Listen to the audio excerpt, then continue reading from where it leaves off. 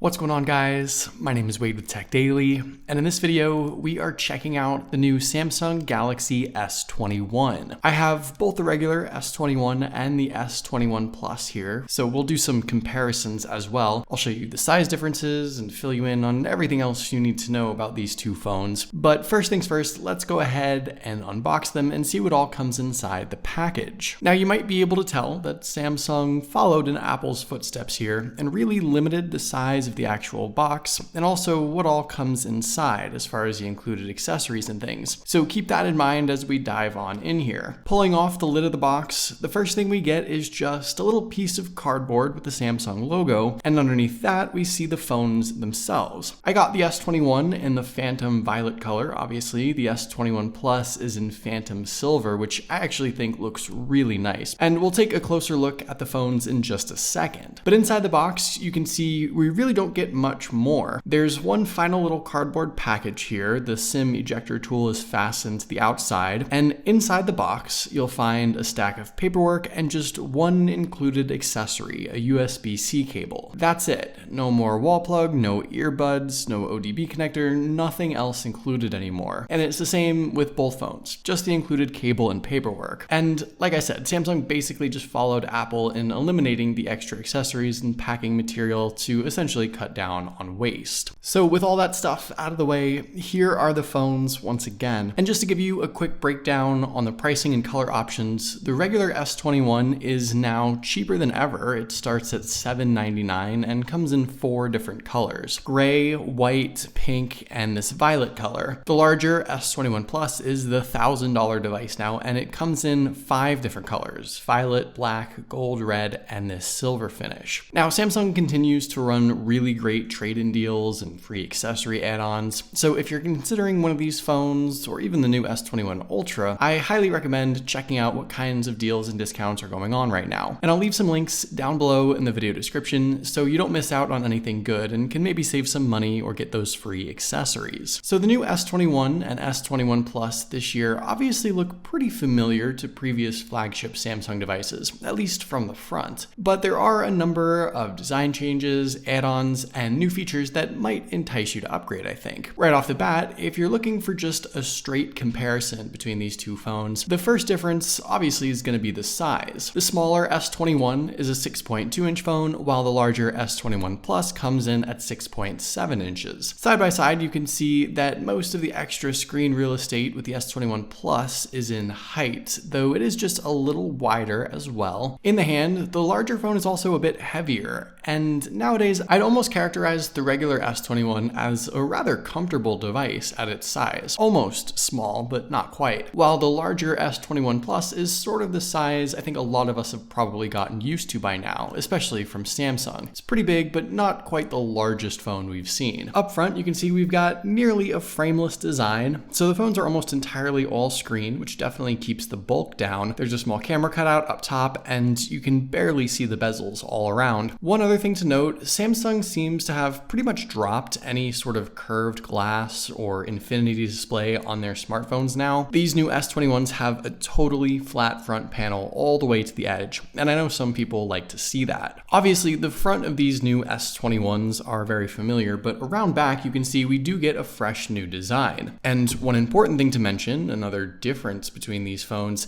is in the materials. The smaller, cheaper, regular S21 gets a plastic rear housing, similar to the Note 20 and S20 FE from last year, while the S21 Plus has a glass rear housing. Now, to be totally honest, the feel and finish on both phones to me is pretty much identical. It's a smooth, matte texture. You might be able to tell by tapping with your finger that the S21 Plus has a bit thicker material since it is actual glass, but I really don't think most people would notice. And I know it's kind of a shame that Samsung maybe cheaped out a little bit, giving their flagship S21 a plastic back now too. It's sort of just the principle of the thing, but I don't think it's totally unexpected, and at this point, it shouldn't really be a deal breaker anymore. I think both phones look great in these color combinations as well. The purple and gold is really nice, but my favorite is definitely this Phantom Silver on the S21 Plus. When it hits the light just right, you can see it gives off that subtle rainbow effect, and it really is a unique look without going totally over the top. Now, even though the rear housings differ, everything else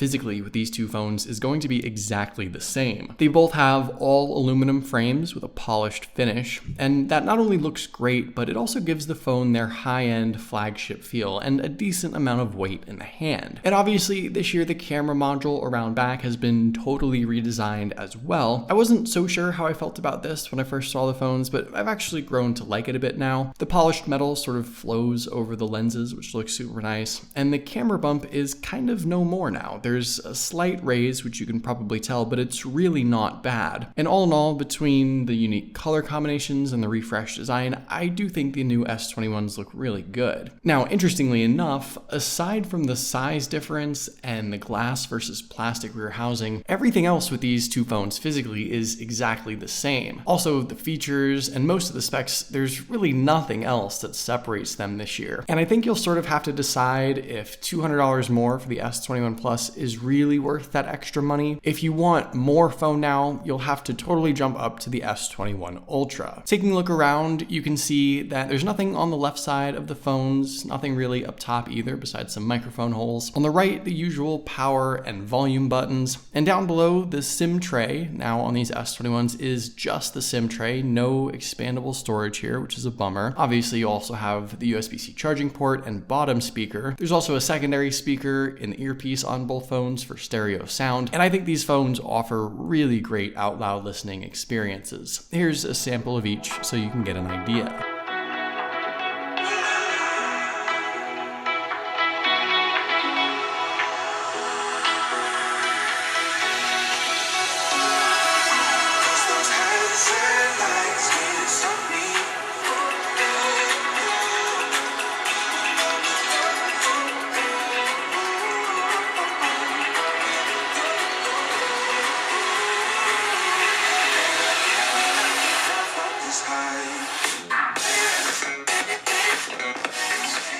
Up front, both phones, of course, also have an in-display fingerprint sensor, and this is a new and improved setup for the S21s. In using it now for a little bit, I have to say it is ridiculously fast. The sensor area itself is also a bit larger too, and that's going to make it easier to tap on the first try. I haven't had a single blip or hiccup at all so far. It's been crazy good, and I'm glad to not only have it still, but also to see that it's been noticeably improved. Samsung obviously put some effort behind this setup, and it was a great move. Both phones also have a face unlock option as well, and that too is very quick. In regards to the displays, this year it seems like Samsung did sort of downgrade what we get on these flagship phones in a way, and this change has been a little controversial. So obviously we have a dynamic AMOLED screen at a maximum refresh rate of 120 Hz, and that was expected. It's a super smooth and really great setup, but the resolution of the displays now are maxed out at 1080p.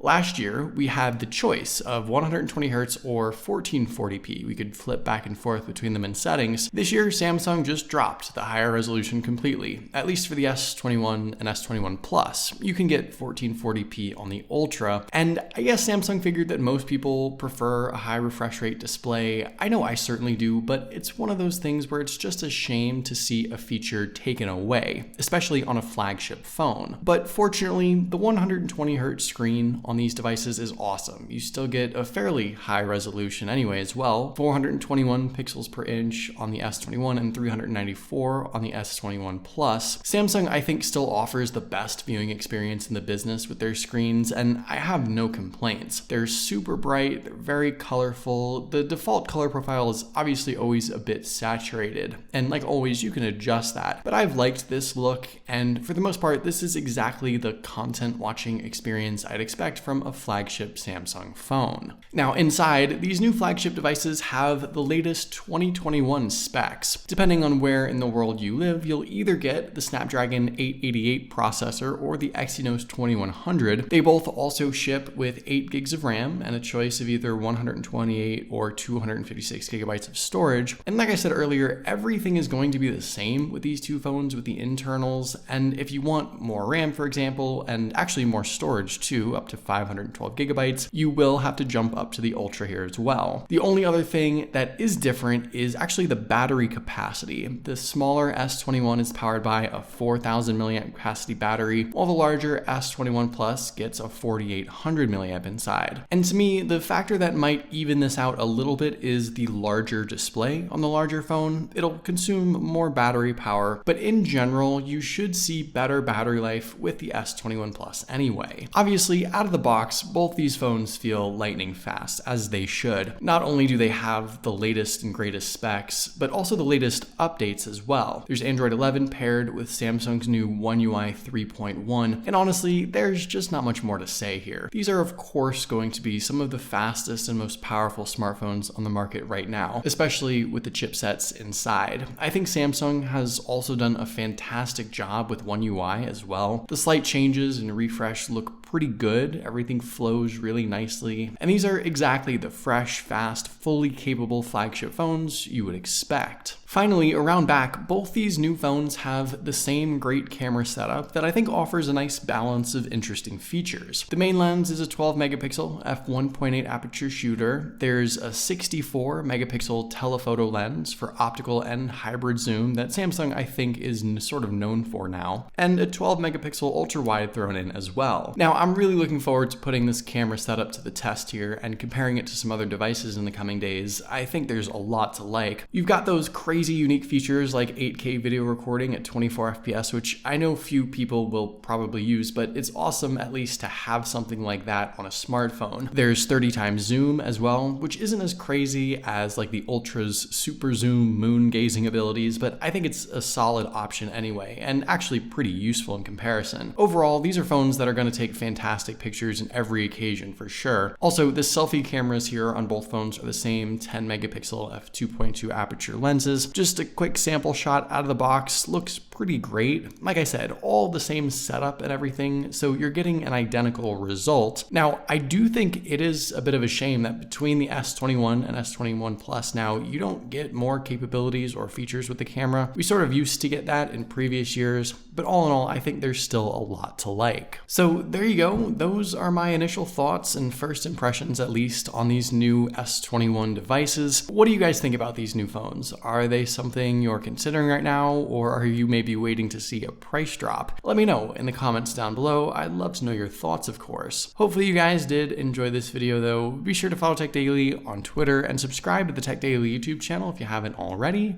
and I'll see you guys later.